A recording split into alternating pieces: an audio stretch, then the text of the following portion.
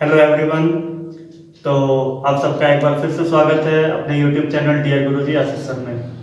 तो आइए देखते हैं क्लास 9th के मोशन चैप्टर के सीरीज में आज एक फिर से नया टॉपिक। आज का टॉपिक जो कि काफ़ी ज़्यादा इंपॉर्टेंट है, आपने लास्ट वीडियो हमारा जरूर देखा होगा जिसमें मैंने डिस्टेंस टाइम ग्राफ को प्रॉपरली एक्सप्लेन किया था।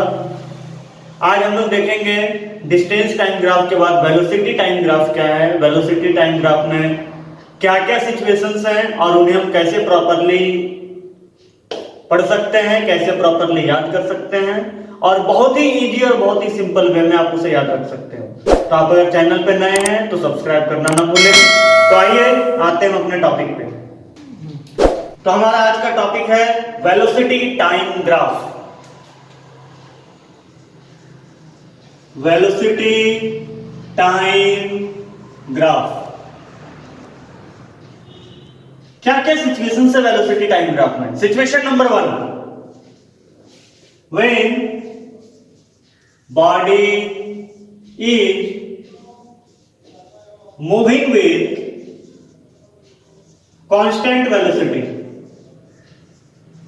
When body is moving with constant velocity, इस सिचुएशन में बॉडी का ग्राफ कैसा होगा। तो सबसे पहले हम जानते हैं हमारे ग्राफ में दो axis, X axis and Y axis, जैसा कि मैंने पहले एक्सप्लेन किया है। ओरिजिन और हमारा एक्स एक्सिस में independent quantity that means time हम रिप्रेजेंट करेंगे और वाई एक्सिस में हम लोग डिपेंडेंट क्वांटिटी दैट मींस यहां पे वेलोसिटी रिप्रेजेंट करेंगे। अब बॉडी कांस्टेंट वेलोसिटी से मूव कर रहा है, बॉडी कांस्टेंट वेलोसिटी से मूव कर रहा है, that means with respect to time उसकी वेलोसिटी में कोई वेरिएशन नहीं हो रहा है।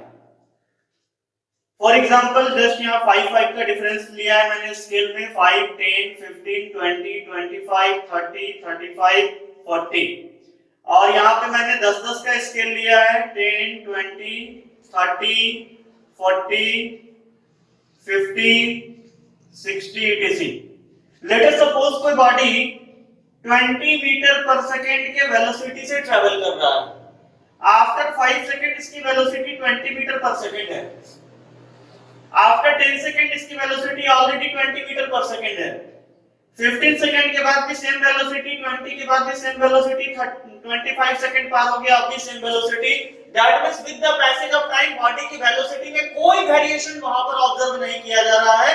इन दिस वे हम यहां क्या देखते हैं कि बॉडी का वेलोसिटी टाइम ग्राफ बिल्कुल straight parallel to time axis जा रहा है, बिल्कुल straight parallel to time axis. ये क्या रिप्रेजेंट करता है, ये रिप्रेजेंट करेगा कि बॉडी कांस्टेंट वेलोसिटी से ट्रैवल कर रहा है।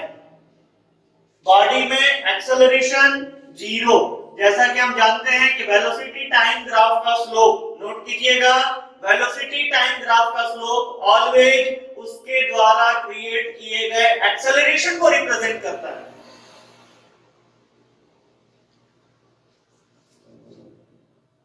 In this situation,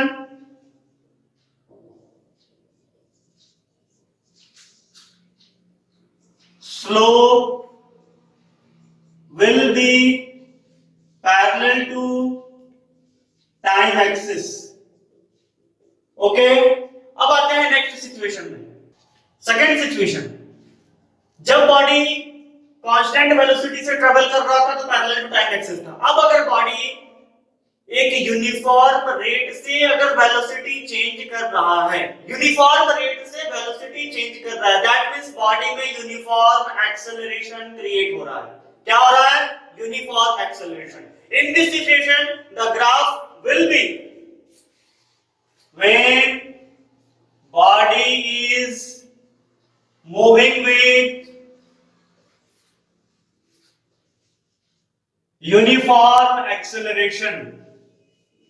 acceleration uniform है बॉडी का, क्या होगा इस सिचुएशन में जो ग्राफ हमारा रिप्रेजेंट होगा, this is X axis, this is Y axis, origin, here is time in second.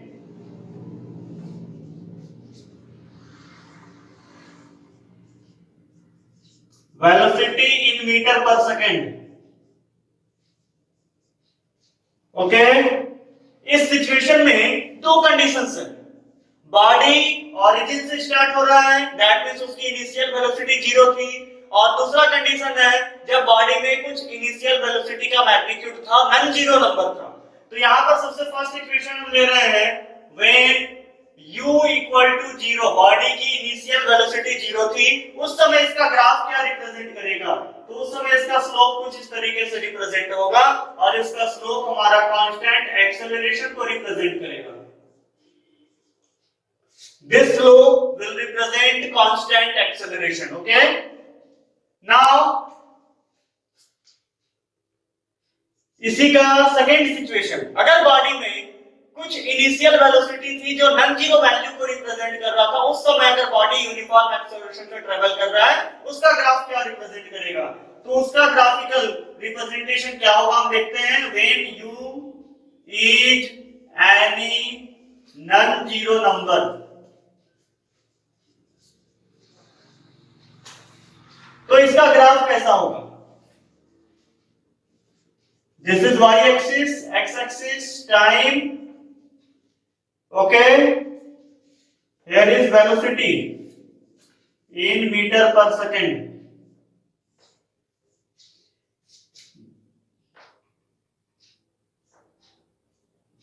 ये मान लिया जाए बॉडी की इनिशियल वेलोसिटी u है, जो इस पॉइंट को रिप्रेजेंट करेगी। इस समय बॉडी का ग्राफ एक यूनिफॉर्म स्ट्रेट लाइन होगा, बट u से स्टार्ट होकर के होगा, और यहाँ u के पैरेलल, टाइम एक्सिस के पैरेलल एक लाइन हम ड्रॉ करते हैं इमेजिनरी, जो ये रिप्रेजेंट करता है कि यहाँ से बॉडी की वेलोसिटी यूनिफॉर्म रेट से चेंज होनी शुरू हुई है।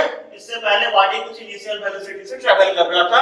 u का वैल्यू कोई भी एक नॉन जीरो डिजिट हो सकता है। ओके, तो आइए देखते हैं नेक्स्ट सिचुएशन में। अब देखते हैं कि बॉडी अगर किसी नॉन जीरो वेलोसिटी से ट्रेवल कर रहा है, उसकी वेलोसिटी में कंटीन्यूअस वेरिएशन हो रहा है, बट वो वेरिएशन यूनिफॉर्म नहीं है, दैट मींस उसमें जो एक्सेलरेशन क्रिएट हो रहा है वो एक्सेलरेशन यूनिफॉर्म नहीं है, बॉडी नॉन यूनिफॉर्म एक्सेलरेशन से मूव कर रहा है।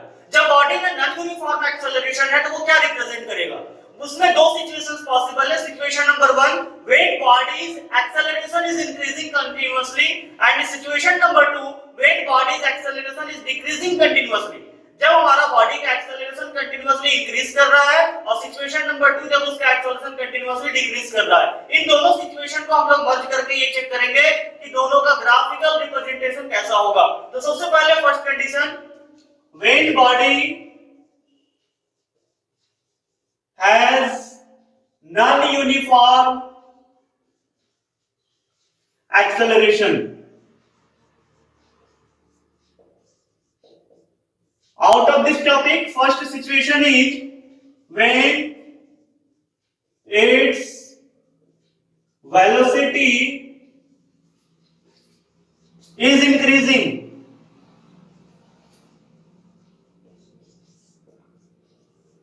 उसका ग्राफ कैसा होगा,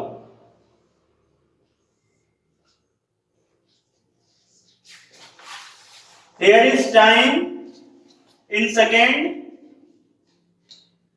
origin, here is velocity in meter per second. Let us suppose body's velocity is increasing continuously but non-uniform rate से, तो इसका ग्राफ कुछ इस तरह का रिप्रेजेंट होगा। ओके, फिर से मैं शो कर रहा हूं, आपका y axis, x axis non uniform velocity है, और वेलोसिटी के साथ साथ एक्सेलरेशन भी नॉन यूनिफॉर्म है। तो इस सिचुएशन में हमारा ग्राफ इस तरह का एक कर्व लाइन रिप्रेजेंट करेगा जो अपवर्ड डायरेक्शन में मूव कर रहा है। इन this situation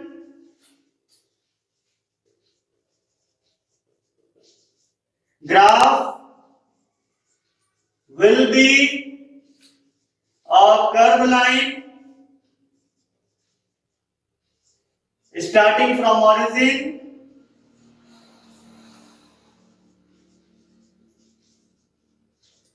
and moving upward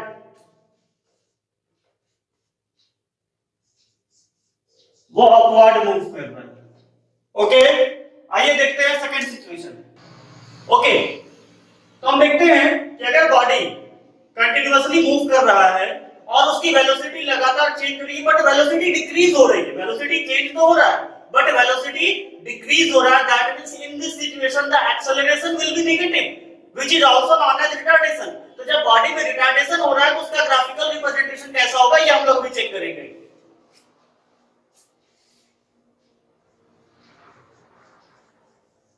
When body has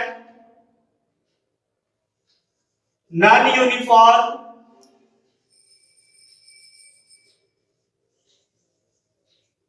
negative acceleration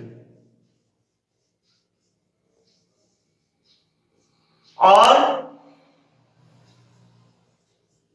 retardation, इसे हम रिटार्डेशन भी कहते हैं।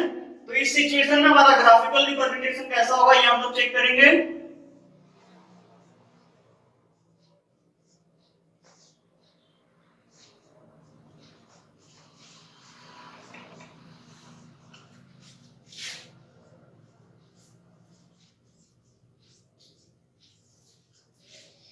Here is x axis में हमारा टाइम and y axis में velocity, and in this situation the graph will be a curved line having downward tendency, जिसके slope की टेंडेंसी डाउनवर्ड होगी और ये एक सिचुएशन में जाकर के पैरेलल टू टाइम एक्सिस हो जाएगा।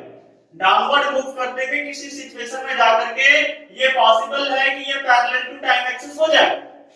ओके, तो जब पैरेलल टू टाइम एक्सिस हो गया तो ये क्या रिप्रेजेंट करेगा, इस सिचुएशन में वो रिप्रेजेंट करेगा कि बॉडी का एक्सेलरेशन जीरो हो गया, बॉडी का एक्सेलरेशन जीरो हो जाएगा जैसे ही वो टाइम एक्सिस के पैरेलल हो गया। इन this situation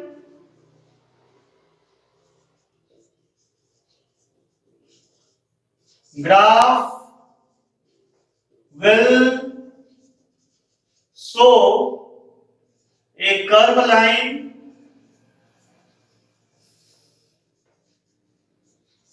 with downward tendency,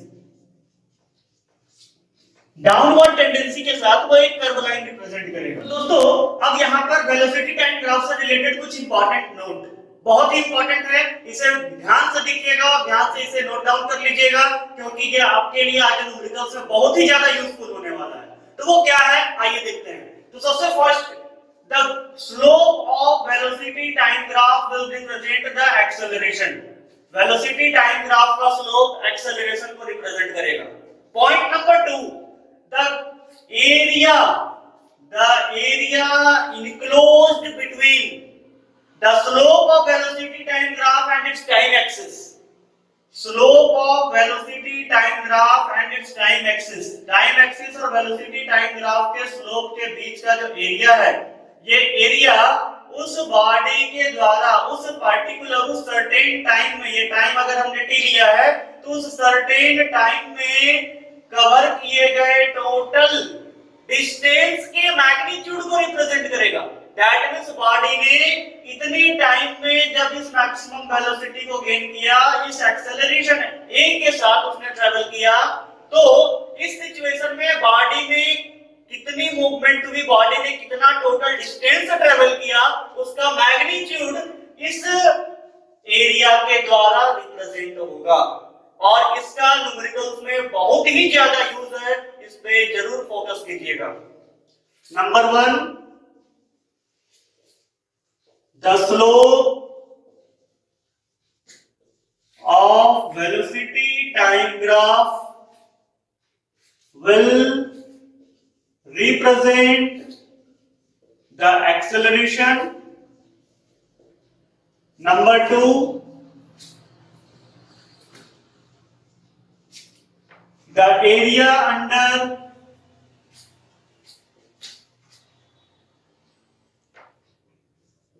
slope of velocity time graph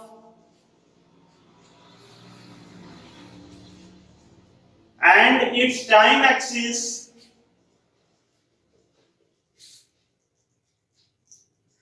will represent the magnitude of distance traveled by it.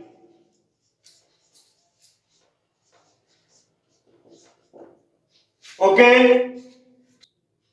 दोस्तों, तो ये था हमारा आज का वेलोसिटी टाइम ग्राफ का ग्राफिकल रिप्रेजेंटेशन। मैं नेक्स्ट वीडियो में आपको ये बताऊंगा कि जो 3 इक्वेशंस ऑफ मोशन है, what are the 3 equations of motion which are very important for this chapter according to point of view of examination and according to point of view of numerical solving. और साथ ही उसका मैं represent करूंगा mathematical and graphical derivation की वो तीनों equations of motions कहां से आए, उनको ग्राफिकली और मैथमेटिकली हम कैसे डिराइव कर सकते हैं बहुत ही इजी और सिंपल वे में। और साथ ही उसके नेक्स्ट वीडियो में मैं आप लोगों के सामने इस पर बेस्ड बहुत ही इंपॉर्टेंट कुछ न्यूमेरिकल्स की एक सीरीज आपके सामने रिजल्ट लेकर के आने वाला हूं, तो उसे आप देखना ना भूलें और उसके लिए आप लाइक और सब्सक्राइब जरूर करें।